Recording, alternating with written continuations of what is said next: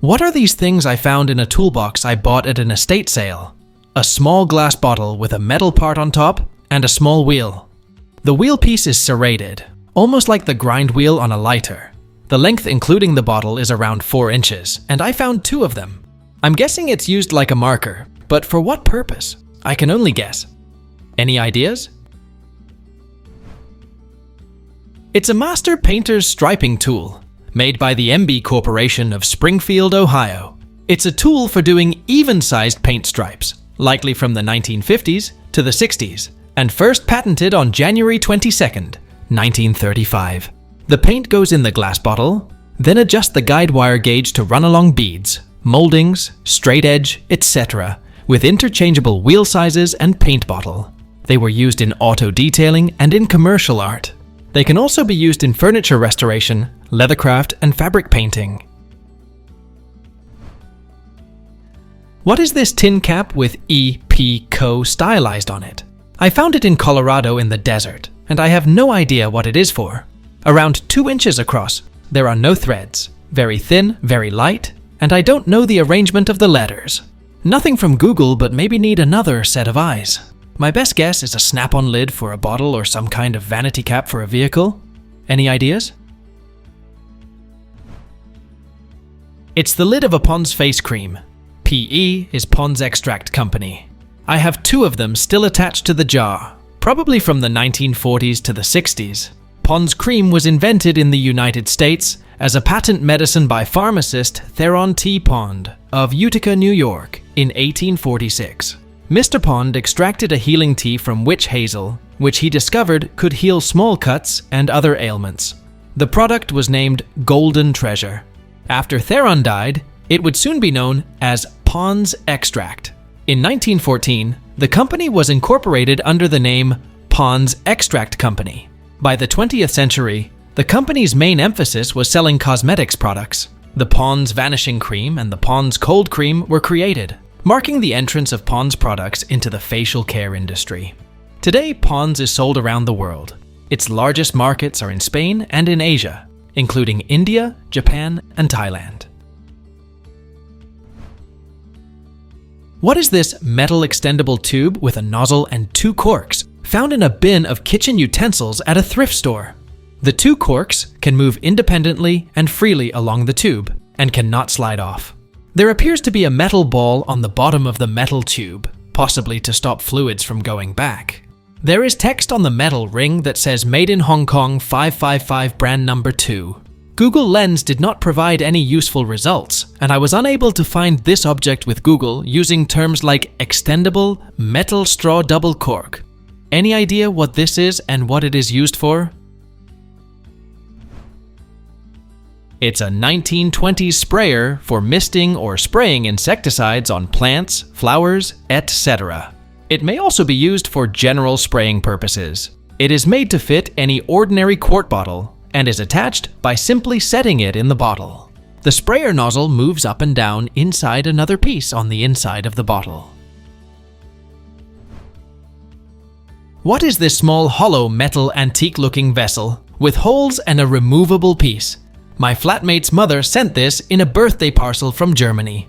We like collecting antiques and odds, but we have no idea what it's for or how it's used. Does anyone have a clue? It's a mid-century teapot warmer, handmade in Germany, circa 1950s. You put a candle in an aluminum pot in the compartment, then put a teapot on top to keep it warm for several hours. It's called a Stöfchen in German. What is this object found while metal detecting? It's a thin, lightweight metal with holes for screws. I believe it's copper and brass. You can barely make it out in the second picture, but it says Ford. I'm thinking maybe part of a Ford tool or older vehicle. Does anyone know what it's from? It's a point of a Model T ignition coil. Basically, an old distributor. They wear out and get tossed. I have found several behind our local town's garage. Pretty fun find. What is this triangular glass bottle under the hood of a 1965 Chevy Bel Air? I was looking to purchase this car, and I looked under the hood and saw this bottle on the side.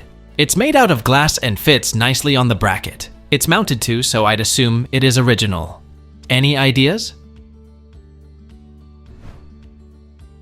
It's a windshield wiper fluid reservoir. From 1961 through 1965, the bottle of concentrated washer fluid and its bracket were always included when the option was ordered. Once the washer became standard equipment in 1966, the bottle and bracket were no longer installed at the factory. Because of lack of space, and because the old methanol-type washer antifreeze solvent could be explosive in the trunk with the gas heater. I found this with other tools in a house I bought. It smells vaguely of asphalt and has no writing or manufacturer marks. The handle of the container has a cutout for hanging on a nail. I've done a Google image search with no luck. What is it? It's a fire starter, filled to a certain level with kerosene. These fire starters were made in the late 19th and early 20th centuries. One of the best-known manufacturers was the Cape Cod Shop, with a location on 5th Avenue in New York City. You just lit the kerosene-soaked stone on fire and placed it under the logs. The idea behind the device is that it allows one to ignite a fire with little or no kindling or paper. Pumice is a type of volcanic rock that has a low density due to the many bubbles. This structure enables the pumice to absorb enough fuel oil to burn continuously for 10 to 15 minutes. What is this nipple thing on the window of an old pub in the UK? This decorative feature is often seen in windows in villages in the UK. Is it purely decorative? Does it serve a purpose or have a function? Or does it have a specific name? I just don't know what to Google to find out what this is called. It's a bullseye glass. Back in the day, until the mid-1800s, window glass was made by creating a bubble of glass on the end of a blowpipe, cutting a hole at the end of the bubble, and spinning the blowpipe so the bubbles spread out into a disc centered on the blowpipe. This disc could be cut up into small panes. The center section, where the pipe was attached, was a much thicker, lens-like bullseye, with a scar where the blowpipe was removed. It could let light through, but could not be seen through clearly. The bullseye panes of glass were the cheaper, inferior byproduct of making the flat, normal panes. As an economy measure, they were often used for parts of the window you wouldn't be looking through, usually at the top of the window, where it could let light through but not obstruct the view. In the modern day, people came to regard these as a quaint, old-timey touch, and fake bullseyes like yours are created to allow people to recreate the effect. What is this pair of glass tubes connected with decorative metal, kept on a dressing table with other 1960s items? My initial thoughts and Google Lens searching led me to believe it may be some sort of glass pipe or cigarette holder, although I haven't found anything that looks similar online. Any idea what this thing is? Please tell us down in the comments. Thanks for watching. Let's make life fun.